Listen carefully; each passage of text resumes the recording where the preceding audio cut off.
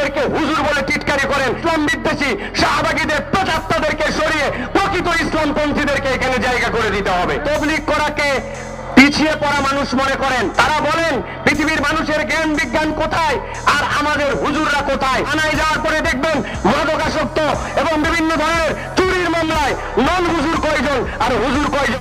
এবার রাজপথে নেমে ডক্টর ইউনূসকে আলটিমেটাম দিলেন আব্দুল হাই সাইফুল্লাহ। তিনি বলেন, ইসলামিক শিক্ষা সংস্থাগুলো সংস্কার করতে হবে এবং শিক্ষা সংস্কারের কমিটিতে আলেম ওলামা ও ইসলামপন্থীদের অন্তর্ভুক্ত করতে হবে।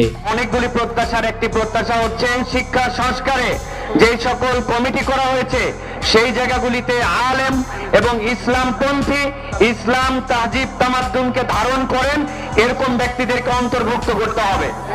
এছাড়াও তিনি বলেন, দেশের বিভিন্ন স্থানে প্রায় সময় সব হুজুররাই নির্যাতন জুলুমের শিকার হয়। হুজুরদের সবসময় টিটকারি দিয়ে কথা বলা হয়। তাদের অপরাধ তারা সত্যকে তুলে ধরে। এখন পর্যন্ত যাদেরকে হুজুর বলে আপনি টিটকারি করেন, এরকম বেশ কিছু বিষয় তুলে ধরে অন্তর্বর্তী সরকারের উপদেষ্টাদের কড়া হুঁশিয়ারি দেন আব্দুল হাই সাইফুল্লাহ।